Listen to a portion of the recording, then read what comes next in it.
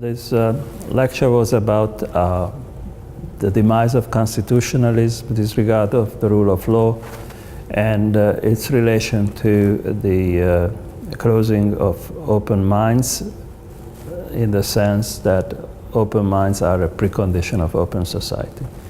Now, as to the demise of constitutionalism, which is occurring in many parts of the world, I thought that it's very important to understand that this is an inherent part of constitutionalism and constitutional law. Constitutional law and constitutionalism are pretty weak in their foundation, full of compromises, and those compromises and shortcomings enable the undoing if there is a political movement to undo constitutionalism, maintaining even the forms of constitutional law, or rewriting it so that formally it's still constitutional and legal. What happens?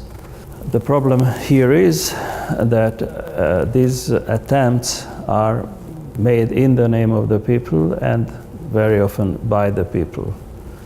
And because democratic theory and politicians emphasize so much the decisive role and place of people's will, this is then abused. People's will is identified with majoritarian decision. For example, governments call plebiscites, where yes or no is the question. Look at Brexit, and people really not knowing the consequences, or not being interested, or being manipulated, or just because they are inundated by hate messages and they are inclined to accept those messages, they vote one way. But the issue is very complex, and where people and even politicians don't know exactly the consequences. So this is how, for example, constitutional solutions, respect of separation of powers, respect of fundamental rights is disregarded. That's basically the problem.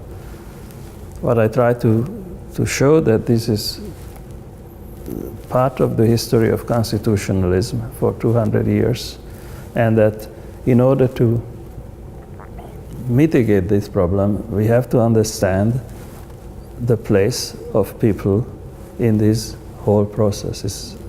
If we continue with this kind of adulation of the people, instead of structuring the expression of people's will, this kind of abuse of democracy will totally undermine constitutional structures, which means that power will be perpetuated without control. There is hope, and this was also important in this lecture, because I think that in those countries where the problem is not very serious, constitutional systems can be made much more defensive, protective of the system.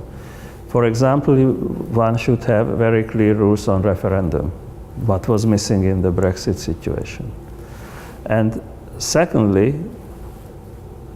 these populist democratic systems, because they are democratic and they are based on a certain respect of democracy, they are very vulnerable.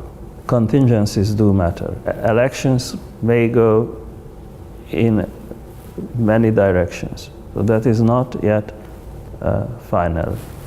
There are certain countries, I would mention Venezuela, where elections do not count anymore because now they take control of counting the votes.